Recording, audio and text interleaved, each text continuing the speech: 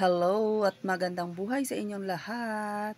Ayan, kahapon nga ang sona ng ating President BBM. Ayan, at kami ay sumama. For the experience lang naman to guys, yung aming pagsama dito sa Batasan. So, nandito na nga kami sa bus at ayan ang aming yung pinapakita ko, yan yung mga bus or mga kasamahan din namin na patungo doon sa Batasan. So, wala lang, hindi hindi namin alam kung ano yung mga gagawin namin doon. Wala kami idea kasi nga first time lang 'to.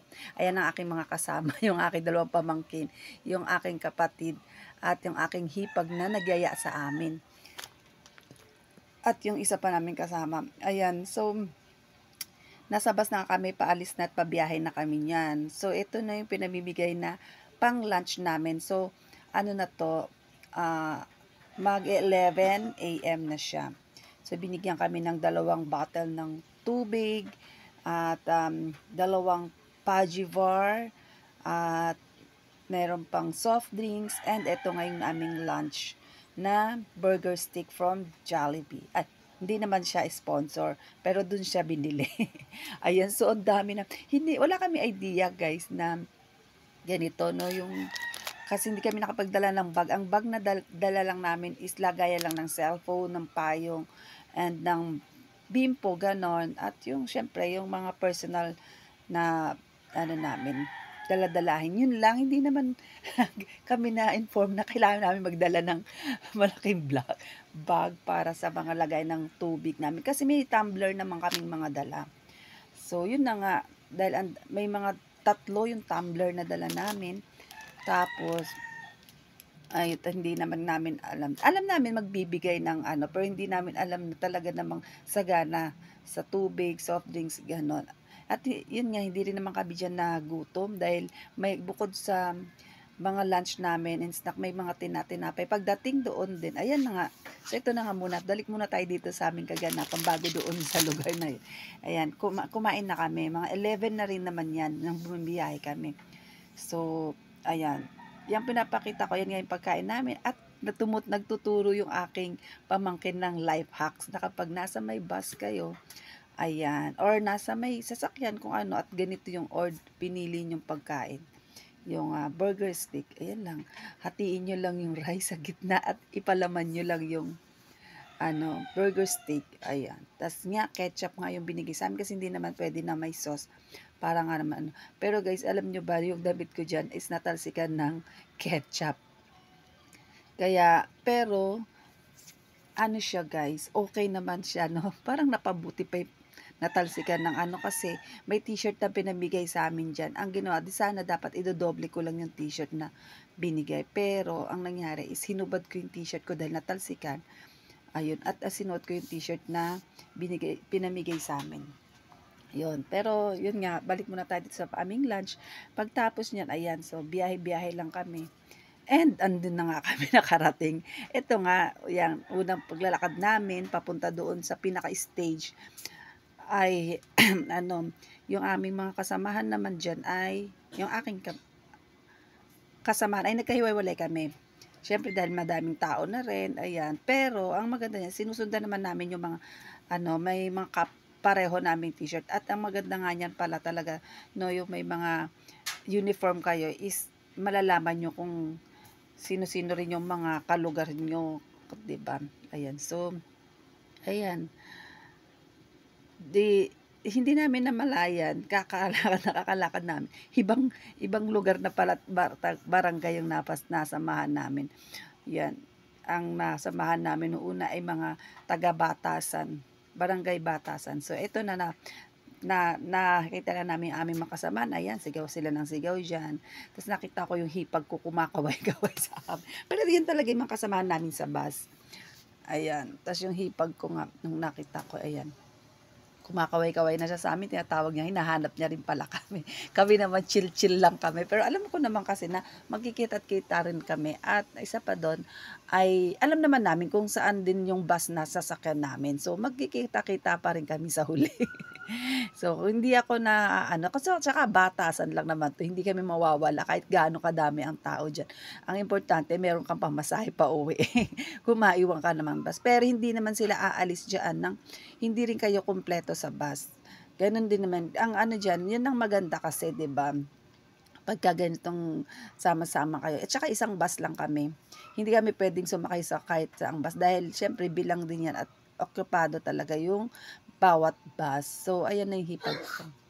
Ayan, yung dalawang pamangkin ko 'to, ayan natatawa ako't nadamay nadamay pa sa gusto ano lang namin, for experience nga lang 'to guys. So, ang ano lang dito sa inano naming experience, eh, hindi nga rin maganda yung panahon. Pero okay lang, sa kasama rin yan sa ano, nag-enjoy pa rin naman kami. At ang maganda nga kasi dito guys is may mga ano, pre-concert, ayan. Ayun pala, masaya palang umattend sa ganito, pumunta. At saka guys, sa bawat ano diyan, may mga ano, pagkain, hindi rin kayo magugutom, hindi rin kayo mauuhaw. Ang maganda is ano, puwede may mga lugaw, may tinapay, may inumin, basta ganyan. Puwede kayo diyan. Kailangan ang ano niyo lang is may pila nga lang. Pero okay na din kasi ang ano do'n is hindi naman talaga kayo magugutom. Ayan nga, nagdala nga kami ng ano, kasi sa bus pa lang sinabi na may bawal na dalhin. Pero hindi naman din nag-check or wala namang ano, kasi nga wala, okay naman, okay lang, ang cool lang nito, ang chill lang nung ano namin dito, party. Oo, pero ang ano kasi dito, nag-enjoy lang talaga kami 'no. And yun nga, sobrang ang daming tao. Ang dami rin nagti-take ng video. Siyempre bawat isa gusto talaga niyan makapag-ano, video-video, ayan, ang dami. Tas yan, iba-ibang lugar. Iba-ibang lugar ang mga pumunta diyan. May mga taga Caloocan, may mga taga, ah, ano siya, basta iba, Quezon City, siyempre 'di mawawala dahil nasa Quezon City tayo. Ayan, at siyempre 'yan sa'min dito sa Bulacan, marami talagang ano, mga nagpuntahan. At ayan na nga, nagkita-kita na nga kami nung mga kasamahan ko. Ayan, napawalay pa kami. Kami naman wala lang, kasi nag-e-enjoy lang nga kami. Para kaming ano, para kaming mga nakawala sa koral. Ayun, ayan na nga. Tawang-tawa sila kasi iba na rin nasamahan namin. Tas yan nga, medyo umaambon, tas si Hinto aambon, tapos yan maya-maya niyan, kasi nga nasi-CR, naiihi na rin kami, so nagpaalam kami at nag-CR pero bago yan, kumain kami ng lugaw diyan. Pero yun, sakto, ang sarap ng lugaw din diyan, ng palugaw nila. Maraming sahog at marami rin ng magbigay, ayan. So eto na yung mga aming grupo, mga kasamahan, yung kasamahan namin from Bulacan. Ayan, ang dami rin namin na nagpunta. Kasi iba-ibang barangay. Ayan. Ang dami, sobra, ang saya. Hindi ka ano, ayan. Ito na nga yung nagsi-CR na nga kami.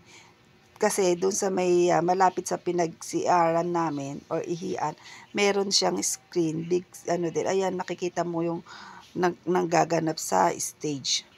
Ayan, kasi unang pwesto namin malapit na kami sa pinaka-stage eh. Tas ayan, so video-video lang sa mga mata. Marami pa dumarating yan guys eh. Marami pa dumarating kahit na nag-uumpisa na yung pa-program, mga pa-pre-concert. Ayan, tuntua naman yung dalawa pamangkin na dadamay sa trip namin kasi nag-enjoy sila sa mga celebrity na kumakanta dahil nakaka-relate sila sa mga tugtog, sa mga ano. Ayan, importante nag-i-enjoy kayo dyan. At ang chill lang ng mga ganap dyan guys. Sobrang ano, ayan lang ang haba lang talaga ng mga pila, katulad dyan sa pag CR namin, no. Inabot kami siguro ng 1 oras dyan sa pagpila. Hindi naman ganun kahaba ang pila, pero ano. Tas ang ano lang nga dyan, medyo tiis ka na lang talaga dun sa ano, sa pag-ihi mo. Ayan. Dahil first time ko rin naman naka-experience sa ganitong sitwasyon ng pag-ihi, no. Lahat kami actually. Pero wala, okay lang, carry lang ngayong charge to experience nga ika, 'di ba? Ika nga ba, baliktad. So ayan si Rodjon Cruz na nga yung kumakanta, nagpe-perform diyan. Talaga namang ang daming artista rin, guys. Kaya lang nga diyan nung mga pagbalik tapos namin makaihi, no, mga ilang celebrity lang yung mga kumanta diyan, bumalik na rin kami sa bus dahil sobrang lakas ng ulan. Inulan talaga kami. Ayun. Pero siyempre kasama 'yan sa ating experience. So yun nga, no, ayan, sobrang enjoy na enjoy talaga yung mga tao dyan, guys, nung kumakanta na si Rodjon Cruz dyan. Dahil lahat, talaga namang super, yung ginawa niya, singing and dancing talaga. Tapos, nag-ano pa siya dyan ng mga, nag-viral na dance sa TikTok, ayan. Ganda, ang saya talaga ng experience na to. Kahit mahalin natin ang bansa natin, maging proud tayo na Pilipino tayo. Magkaisa tayo, magmahalan, at tuloy-tuloy ang pag-unlad ng bagong Pilipinas. Ito ang tunog ng bagong Pilipinas! Thank you so much! Way to go, way to go! At sinabi niya bagong Pilipinas, ang maya-maya konti, maghintay lang tayo, baka sabay-sabay tayo manood. Pero magandang mensahe tayo mamayang dito Sigurado yan! At ito iba dyan na lang sila tumpok sa malapit din dyan sa isang screen para mapanood nila yung mga nagaganap doon sa sa stage. And basta ang bawat isa alam ko nag-i-enjoy at masaya talaga. Kasi alam nyo, paano hindi mai-enjoy? Kasi guys, hindi naman, I'm sure na wala naman naka-experience dito ng uhaw or gutom dahil ang daming pagkain, ang daming tubig ng mga sa mga, kasi parang bawat lugar may mga kanya-kanyang tent at doon kayo magki-claim ng inyong mga pagkain. Bukod doon, may mga din na, yun nga, yung ng mga lugaw. Ayun. Tapos, ito na nga yung dalawang, hindi naman, dito lang sa may pinagpilahan namin. Yan, dalawang, siya, tawag dyan? Portable toilet, ganon. Pero marami din yan sa ibang, sa iba-ibang, dyan, lugar na meron yan. And ayan na nga, si Arami na nga ang kumakanta niyan. At ayun, nakabalik na kami sa aming pwesto, malapit sa stage. Ayan, hinanap, pagdating namin doon, yung unang pwesto ng mga kasama namin, nawala naman. Ayan naman, kami na naman na namin. Pero nakita pa rin namin yung aming mga kasamahan dyan, yung aking hipag. Kasi nga, dahil nga, sabi namin, baka nandun na sila sa unahan sa may bandang stage. Ayan, nandyan rin, nakita na rin na nga namin, nagsama-sama na rin kami dyan. Hindi naman mahirap maghanap, kahit gaano kadami ang tao. And, ayan, si Aramina na nga yung kumakanta dyan. Pasensya na kayo guys, no, sa boses ko kasi nga, medyo naulanan na rin na kami kahapon, kaya ganito yung boses ko. And kailangan ko kasi ito record kasi nga, dahil voice record kasi nga yung sounds, ayan. And ayan, bumaba niya si Aramina sa stage habang kumakanta. Talaga namang nakikipag-interact sila sa mga tao. Talaga namang sinusulit din nila yung nung tao dyan, no, nung pagtitiis, pagod at Well, kami hindi naman kami napagod, no, kasi nga in-enjoy lang namin. Ayun ang maganda, no, pag nag-i-enjoy ka talaga, hindi ka makakaranas ng kung anong pagod or diba?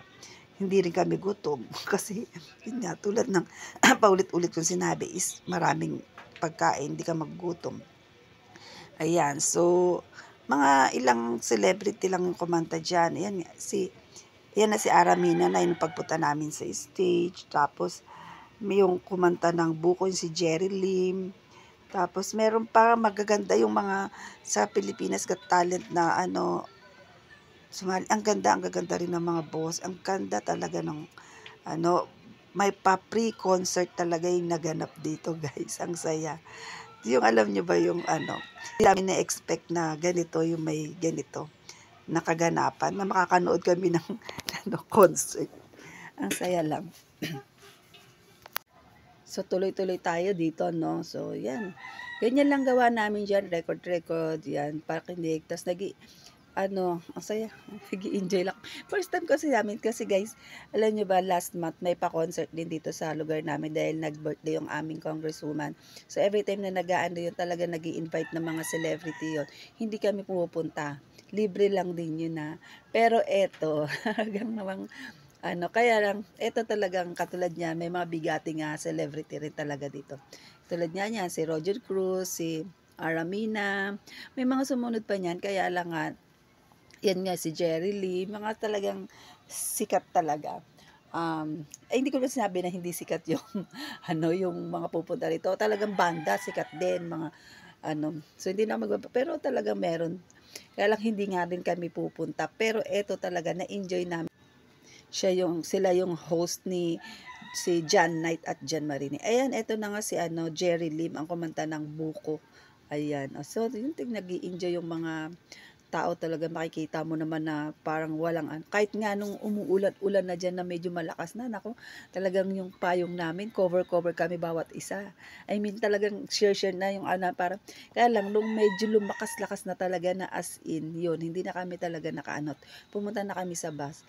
Tapos, nung habang naglalakad nga kami, doon na talaga kami sobrang nabasa. And ito na nga yung aming pang-dinner. Binigay na siya sa amin. Siguro mga mag-4 pa lang or 4. Tapos yung kinain na rin namin. Kasi hindi na rin naman kami inabutan dyan ng gabi, guys.